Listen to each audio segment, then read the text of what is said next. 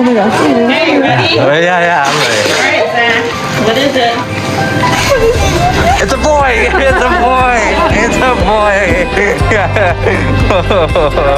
Yeah. Yeah. Hi everyone. Welcome to my channel. Please remember to like and subscribe. We are discussing a covert one-season contract that is so big it could only be referred to as a final chapter deal. The least fascinating aspect, however, is the money.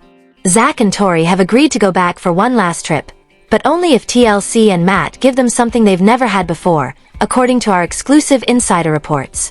Strength. In particular, the authority to fully veto their scenes. And, above all, the authority to compel a last, expertly mediated on-camera bargain for a share of the land. One question is the focal point of Season 20 SIXS design. Will we see the last tragic collapse on live television, or can the Roloff family recover and preserve its legacy? This is the tale of their spectacular comeback and the one request that will make all the difference. I need you to do me a tremendous favor before we go into the explosive specifics of this supposed contract, and what it means for each and every member of the Roloff family. Click like now if you think this family deserves one last chance to do it right. Additionally, make sure you have the notification bell switched on and are subscribed to LPBW Update if you want to be the first to hear about every development in this unfolding narrative. You won't want to miss a moment of what's about to happen. Okay, let's establish the scene because we need to go back and fully appreciate how final their departure was in order to fully comprehend the scope of this possible comeback. This was not a rumor or an ambiguous social media post. This was a conclusive, poignant, and extremely public statement. Zach and Tori didn't merely make passing references in their podcast. They outlined everything. They no longer used phrases like done, finished, and not for us.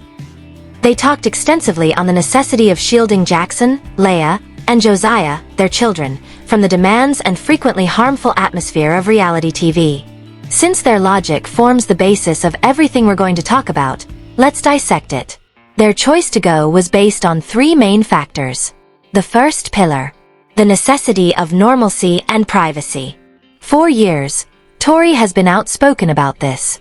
When she married Zach, she agreed to this life, but she didn't necessarily agree to have every intimate moment, parenting challenge, and family argument scrutinized by millions of people online. Consider it from her point of view. Every one of her children's births was a big TV story. All of their developmental milestones and health issues were resolved. She mentioned on the program that she wanted her children should be able to go to school, play sports, and simply be children without having their every action filmed by a camera team. Instead of a plot that is set by the producers, she wants their lives to be their own. Zach agreed with this. He was raised on camera. His entire life has been a public spectacle, including his awkward adolescence, romantic life, and medical operations. He revealed a deep-seated wish to provide his own children with a choice, the one thing he never really had. He was making a mark on the sand by moving away. Pillar number 2, the emotional toll of the family drama, is expressed as follows. The cycle stops with me. My children's privacy is more valuable than any paycheck. The major wound that has resisted healing is this one. The sitcom no longer focused on the endearing, eccentric exploits of a small family on a large farm, especially in later seasons. The failed inheritance of Roloff farms became the focal point of the slow-motion tragedy. All of us witnessed those agonizing scenes. Zach thought he would be the next in line. Sat down with his father, Matt, to bargain for a portion of the farm's north side in order to continue the family tradition. We watched as the joy in his eyes changed to bewilderment, then to pain, and eventually to a boiling, icy rage. In his own words, he thought the offer was unfair. He believed his father was prioritizing his business over his family. Because the man who had spent decades preaching about legacy was now treating him like any other street vendor. The strain was intolerable. Zach entered, according to Matt, with a feeling of privilege. According to Zach, Matt shifted the goalpost and made things impossible. Being torn between the two, Karen appeared to support Matt, further dividing the father and son. Amy could only watch in despair from the sidelines because she had already sold her share and moved on. This was more than a dispute over a property transaction. This was the end of a dream that would last a lifetime. Zach had more in mind than simply purchasing real estate. He desired to purchase his early years. He desired to raise his children. To carry on the Roloff tradition, he grew up in the same enchanted setting. Something snapped in the family when that fantasy died in that chilly business encounter. Zach and Tori expressed on their podcast how emotionally upsetting it was to have to relive this horror each week when the show aired. They claimed that the viewer comments, the internet arguments, and the continual need to justify their stance were unhealthy.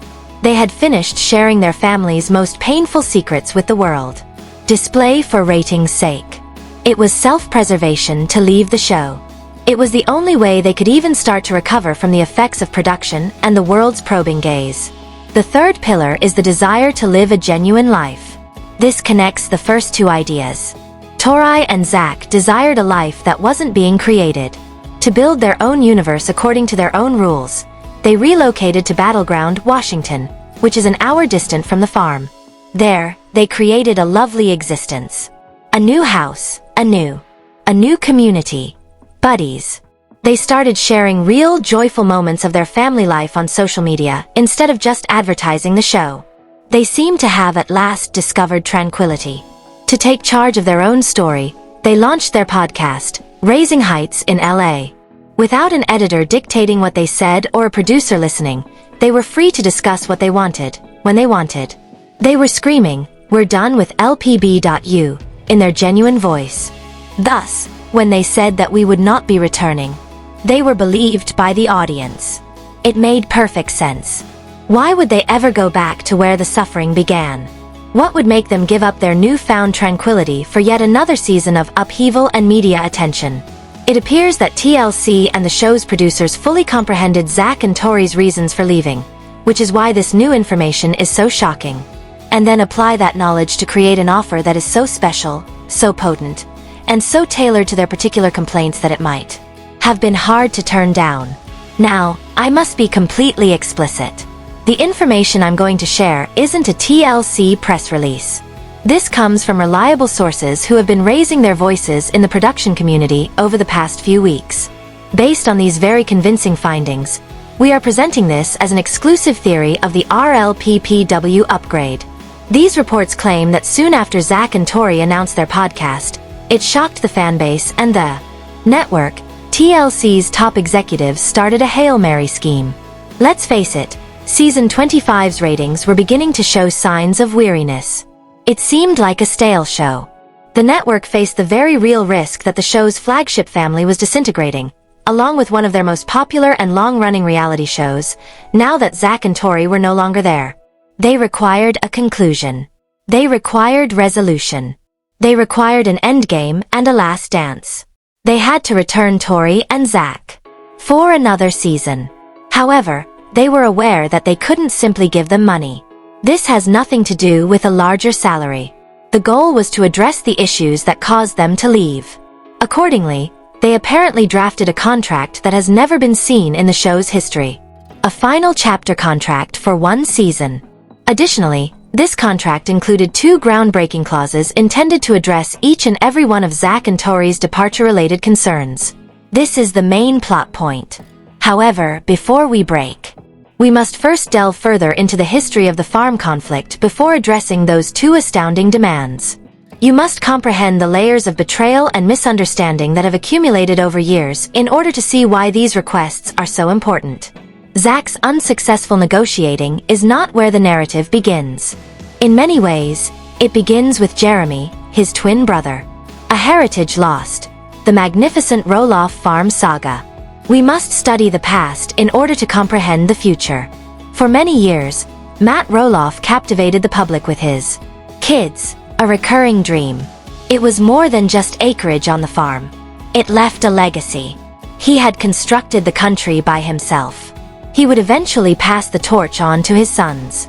Zach and Jeremy both stated how much they wanted to be that heir. There was always an implicit belief that the twins might take over the family business together. Zach's twin Jeremy and his wife Audrey attempted to purchase a portion of the farm even before Zach's dramatic on-screen negotiation. This was a lot more intimate matter that was mostly off-camera, but the consequences were equally important. On their own platforms, Jeremy and Audrey have discussed it, characterizing it as a frustrating and ultimately tragic experience. They also believed that Matt's actions as a businessman did not align with his notion of legacy. They offered something, but it was turned down. They experienced a sense of being blocked. The result is obvious, but the details are unclear. When the first son tried to assert his birthright, it was rejected. This created a risky precedent. It changed little. The story starts with Matt wanting to sell the farm, but he wants to do so for a price and on terms that work for him, regardless of the buyer. This difference is crucial. Disillusioned, Jeremy and Audrey moved on. In an obvious hint that they were done waiting for a dream that would never come true, they purchased their own farm close by. Zach was the only Aaron left waiting as a result. Now that Jeremy was no longer involved, everyone's attention was on Zach. It was he who had remained. He had contributed to the farm all his life during the pumpkin season. The one who remained on the show was him. The history of his family was intricately linked to the land. The audience and the family both assumed that a deal with Zach was unavoidable. It was inevitable. The north side of the land, which includes Amy's original farmhouse, was the subject of the negotiation that we watched on the show. This was the original Roloff homestead's crown jewel and its center. Tori and Zach envisioned themselves raising their children in the same home where Zach grew up. Though the reality was harsh, the optimism was evident. Price and respect were the two main points of contention. Businessman Matt noticed that the farm's market worth had increased dramatically over time. It appeared that he also wished to secure his own retirement income. According to what we can infer from their arguments on video, he made Zach an offer that was not the substantial family discount Zach had been hoping for. However, the tone was more important than the money. Zach believed that his father did not consider him a serious buyer. He thought they were talking down to him. Over the years, his efforts to the farm were disregarded. I believe that one particular scene perfectly captures the whole conflict. The basis of the psychological gap is revealed by Matt's remark in a confessional. Zach's been living in a nice house. He's taken nice vacations. Maybe he's not as motivated to work for it. Zach had it easy, in Matt's opinion, a recipient of the show's popularity. Zach, however, believed he had earned the right to be seen as a partner rather than a subordinate because he had played a crucial role in achieving that achievement. He was no ordinary buyer. The one who had remained by Matt's side was his son. The resentment was intense when the agreement fell through. Zach claimed that Matt was using the family as a plot point. Zach was accused by Matt of being ignorant and entitled. The harm was serious and quick. Tori and Zach ceased taking their children to the farm. Family get-togethers became uncomfortable and tense. That bridge had been burned to the ground by the two men who were meant to serve as a link between the Roloff past and the future. When the agreement with Zach fell through, Matt's public image started to shift. He listed Amy's former home on the north side of the land for a whopping $4 million. Officially, the hope that it would remain in the family was over.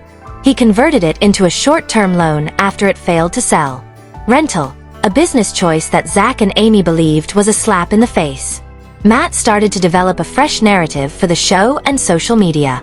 According to him, his children didn't want the farm because they didn't want the associated labor. He described the property as a hardship. He essentially signaled his own retirement and the end of the old period by emphasizing his wish to construct a new, smaller dream house for himself and Karen on a different portion of the property.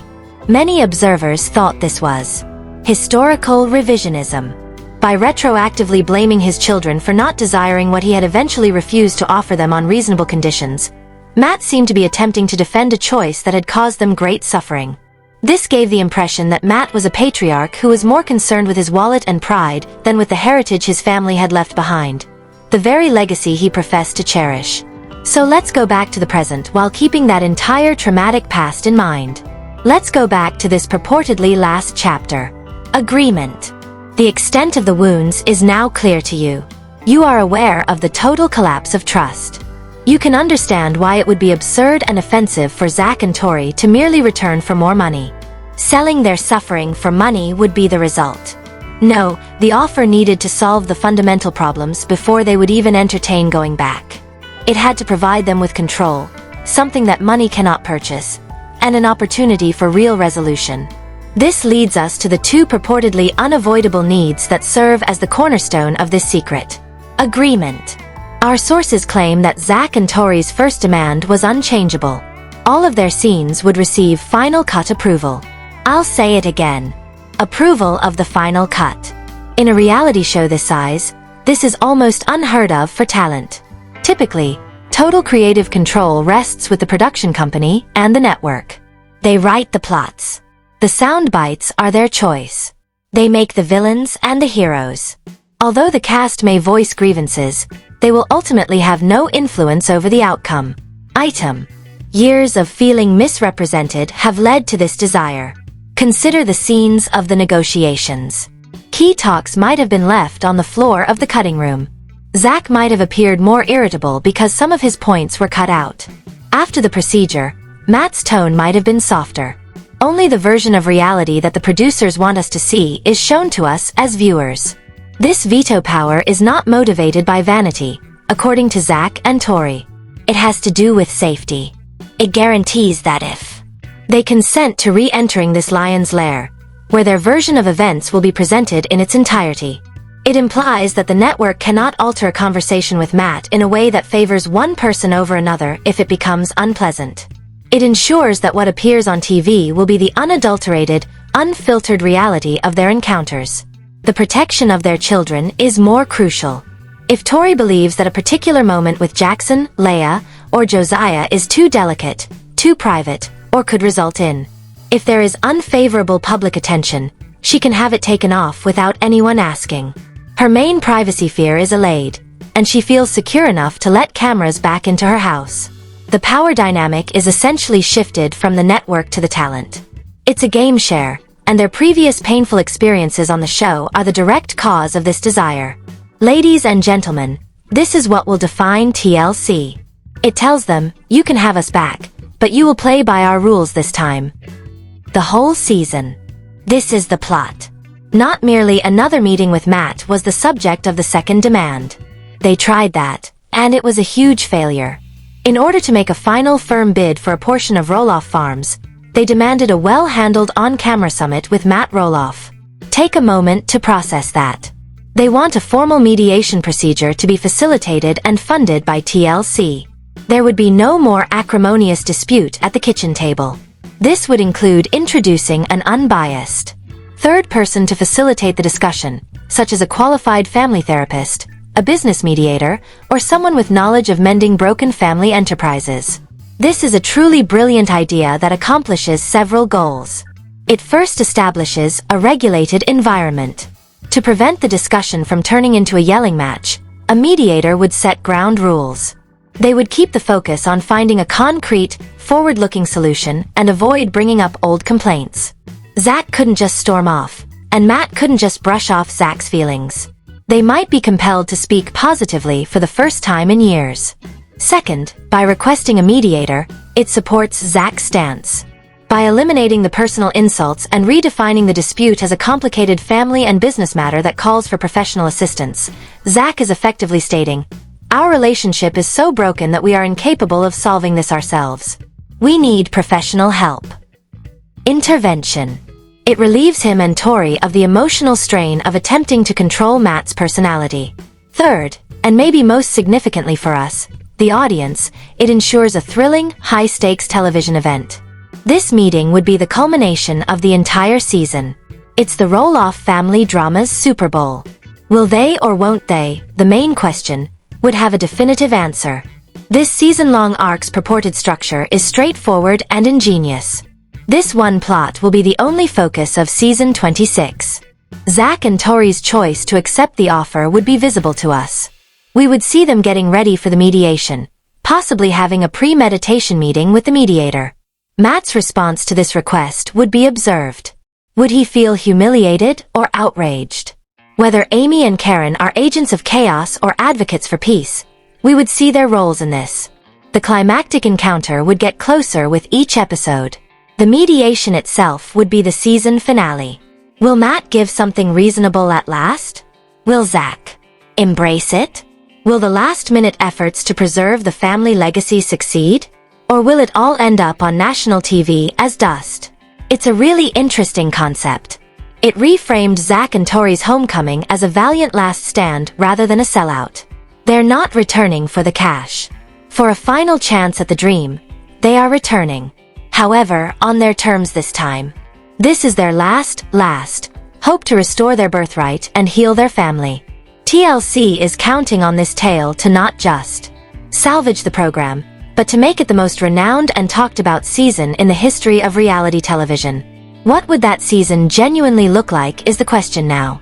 What repercussions do the other family members experience? We're going to dissect that immediately following this. Welcome to the LPBW update again. Our exclusive reports first section outlined the startling basis and reliable insider rumors that Zach and Tori Roloff will be making a one-time appearance on Little People, Big World. Last season, we described the two revolutionary demands that were purportedly necessary to close the accord. Complete control over their scenes and a carefully orchestrated on-camera battle with Matt for the farm. We will now go further in part 2. The focus will shift from the what to the how and why. What will the actual outcome of this season be? How would this affect Chris, Amy, Karen, and even Jeremy and Audrey? Putting on our speculative producer hats, we will sketch out what this last chapter might entail. One dramatic scene after another. The theory takes on a life of its own at this point. Before the cameras even roll, let's get started. Picture the scene. Zach and Tori are on a Zoom call with a senior TLC executive. The atmosphere is tight.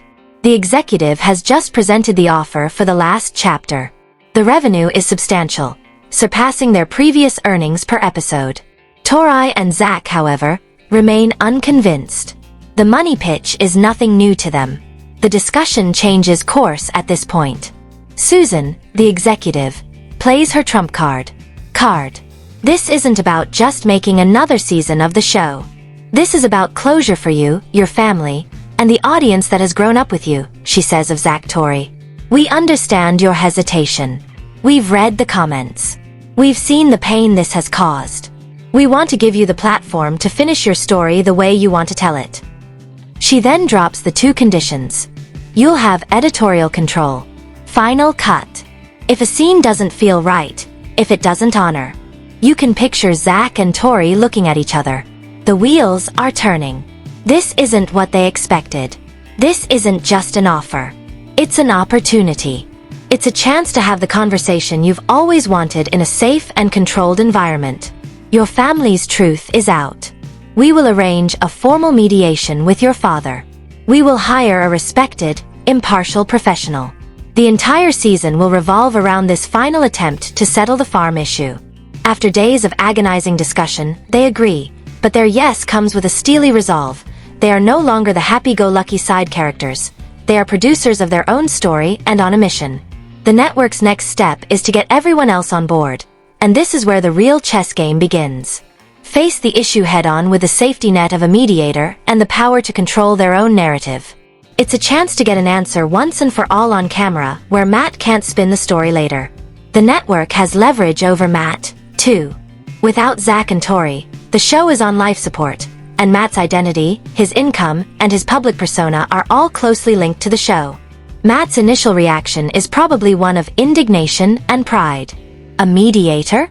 They think I need a mediator to talk to my own son. This is ridiculous. He would see it as an accusation, an insinuation that he is the problem, and he would probably complain to Karen about how ungrateful and dramatic his kids are. The network might portray it to him as a PR victory. Matt, this is your chance to be the hero, they might say. Imagine the finale. You, the generous patriarch, finally finding a way to pass on your legacy. You'll be praised for bringing your family back together. It's the perfect ending to your life's work. The farm. His ambitious plans for his dream house are costly. The show's paycheck is essential. Matt's ego would tell him that he can win the mediation, that he can convince the mediator and the world that his position has been right all along, and he would reluctantly agree, not out of a desire for reconciliation but out of a desire to be vindicated. Korean's complex role. Karen's role in this is fascinatingly complex. On the one hand, she has been seen as a barrier between Matt and his sons, and on the other hand, her financial future. She would probably be Matt's biggest supporter in maintaining a solid business line, and we can picture her whispering in his ear, "Don't let them guilt you, Matt," if Matt sells Zach a sizable income-producing portion of the farm at a steep discount. This would have a direct impact on her and Matt's retirement plans. But Karen is also sensitive of her image, aware that a portion of the audience frequently portrays her as the evil stepmother. This is our future we're talking about. She would walk a tightrope, publicly supporting the mediation with statements like, "All I've ever wanted is for this family to be whole again," while inside she would be reminding Matt of the financial stakes, creating a potent undercurrent of tension. This chapter gives her a chance at redemption, and if she is seen pushing Matt to patch things up in order to be the peacemaker, she could restore her public image. We can imagine a powerful scene early in the season where Zach and Tori sit down with Amy and Chris to tell them about the deal. Amy would be crying. Self-interest. Amy and Chris, the agents of peace.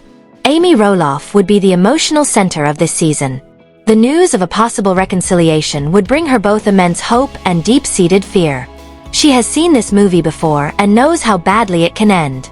Her role would be that of the concerned matriarch, a sounding board for both Zach and Matt. With a mother's worry in her voice, she would ask, "Are you sure you want to put yourselves through this again?"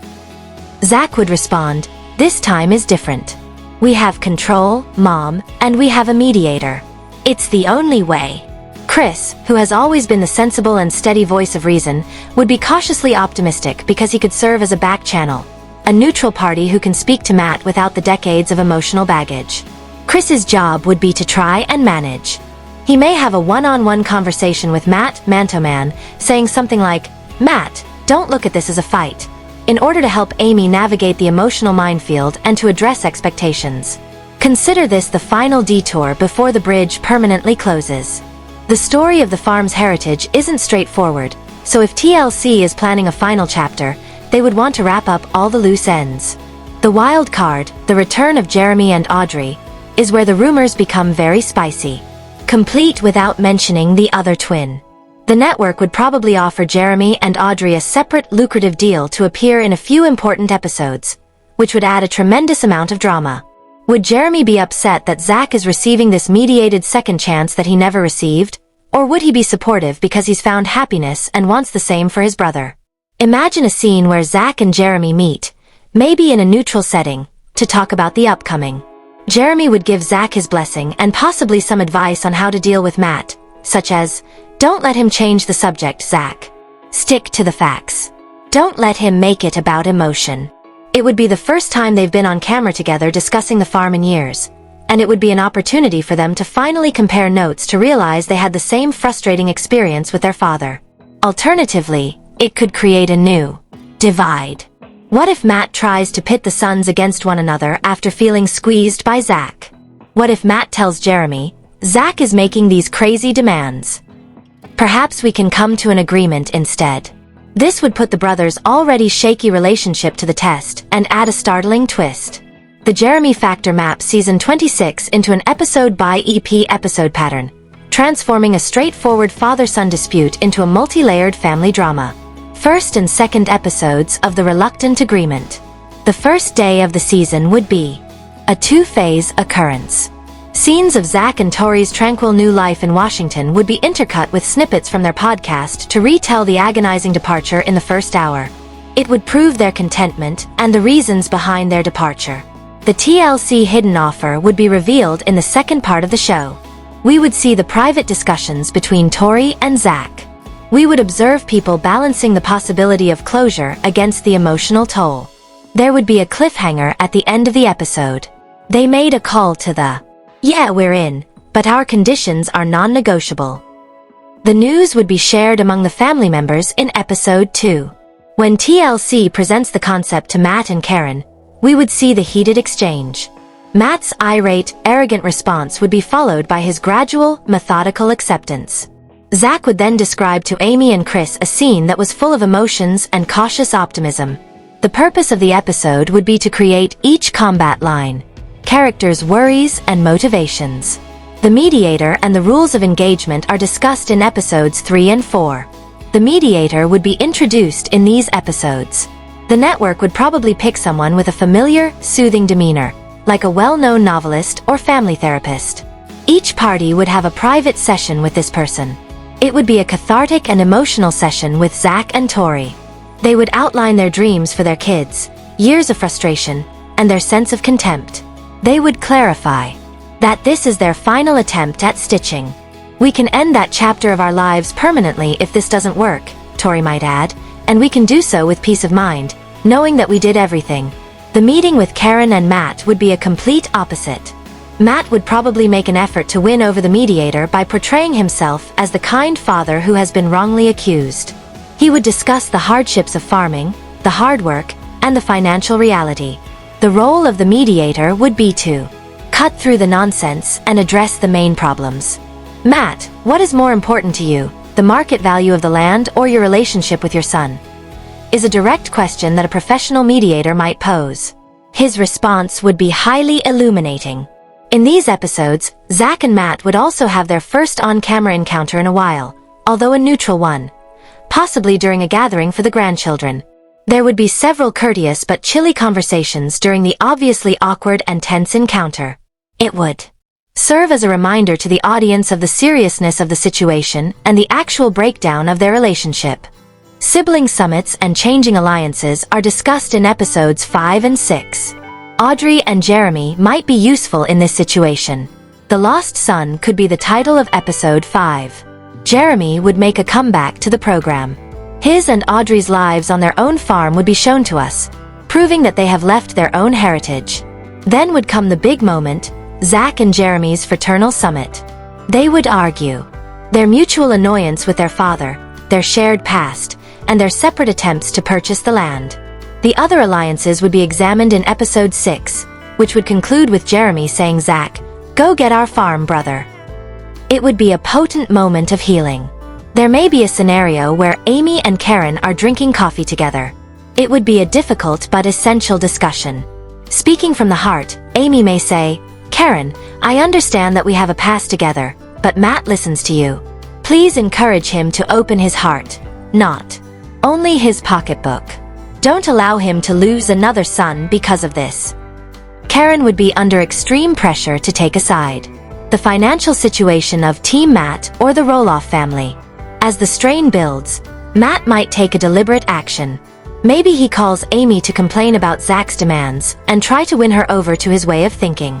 Now that she had a more complete picture, Amy would not back down and tell Matt, "This is about a broken relationship, Matt, not demands. Your son is. Give you a final opportunity to make things right. Don't waste it." With only Karen at his side, Matt would feel more and more alone. Episodes 7 and 8. The two-part mediation climax. The last offer. It's this. This is the culmination of the entire season.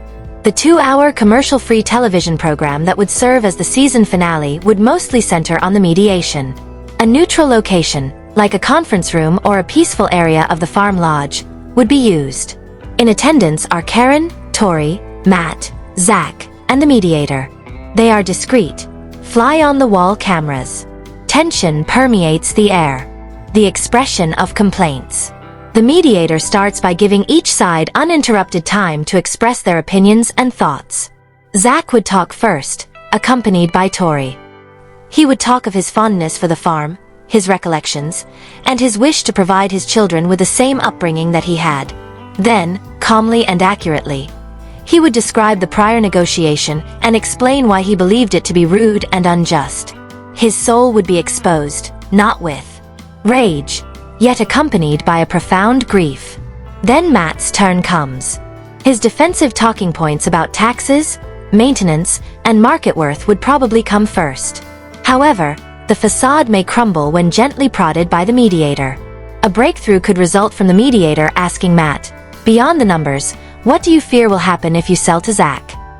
Maybe Matt finally acknowledges his fear of growing old, losing his significance, and ceding control of the kingdom he constructed. Maybe he acknowledges that he was harsh with Zach because he was harsh with himself. For the first time, the decision-making negotiation may reveal a peek of the frail father hiding beneath the stern businessman. The mediator moves from the emotional to the pragmatic after unpacking the emotional baggage. Okay, let's discuss a course of action. At this point, a fresh offer is made. It may not be Zach's ideal price, nor may it be Matt's original offer. Finding a middle ground is the mediator's responsibility. Perhaps it is a separate piece of property. Perhaps it's an innovative financing arrangement, such as a lease-to-own contract, that enables Zach to assume operational responsibility while providing Matt with steady revenue over the long run.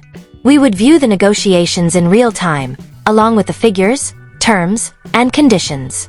Karen would be seen whispering to Matt. Tori would be seen whispering to Zach. The strain would be nearly intolerable. At last, there is a firm offer on the table. Observing Zach and Tori, the mediator inquires, "Is this an offer you can accept?" The season would finish on the ultimate cliffhanger as they turn to face Matt and Karen and ask, "Is this an offer you can live with?" We would witness their expressions, the tears in their eyes, the burden of a 3-decade heritage, and then the scene would cut to black. An epilogue shot weeks later would probably contain the series' last scenes. It would disclose their choice and the instant fallout. There are 2 conceivable outcomes. The heritage was preserved. The epilogue begins.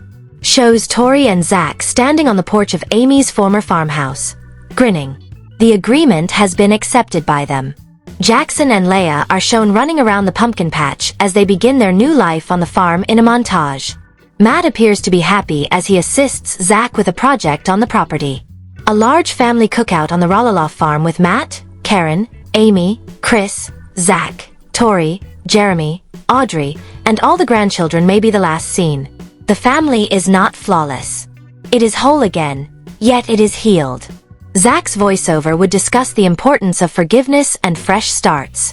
It would be the happy ending that fans have been waiting for years. Ending B. The loss of the legacy. Zach and Tori are at their Washington house when the epilogue begins. They are serene and solemn. They disclose that they declined the offer. Zach would argue that it wasn't about family in the end. "We're done with that business. That was just business." We would witness an instance of. They have established their own legacy according to their own criteria by erecting a new, specially built sign that reads Roloff Ranch in their garden. The for sale sign returning to its position on Roloff Farms would be the series' last image. An eerie picture of Matt, an elderly monarch by himself in his castle, after he had triumphed in combat but lost the kingdom. It would be a horrible, heartbreaking, yet honest and powerful conclusion. We must emphasize that the entire hypothetical story is based on insider information. Reports, since it seems so realistic. It gives the spectator a rational, dramatic way ahead while respecting the conflict's established realities. It's the final reward. It reaffirms their commitment to the family narrative. It transforms Zach and Tori from helpless victims of family strife into capable agents of their own fate. It presents their return as a valiant and last-ditch effort to save their family, rather than as a pathetic cash grab. They become the story's heroes as a result. Additionally, it offers Matt an opportunity to turn his life around. Arc, giving the struggle more depth than a simple good versus bad battle. It assigns each family member a vital, high-stakes role to play. We are doing more than simply covering the possibility of a new season by developing this story. We are giving a new season a cause to exist. The audience's preferences are being communicated to TLC and the Roloffs. An end, a truly conclusive and emotionally stirring chapter in one of the most cherished and enduring stories in the history of reality television. There you have it, then. The comprehensive, in-depth analysis. The world of LPBW is burning because of the exclusive theory. The final chapter, a one-season return that culminates in a final mediated fight over the farm, is driven by Zach and Tori's demands for power plays. Is this authentic? Despite the insistence of our sources, it is still a report. But I have a question for you.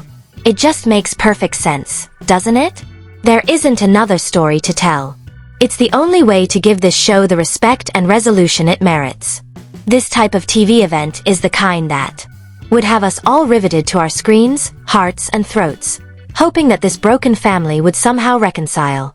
I must now give it to you, the most ardent and knowledgeable supporters in the world. How do you feel about this theory? Do you trust our sources?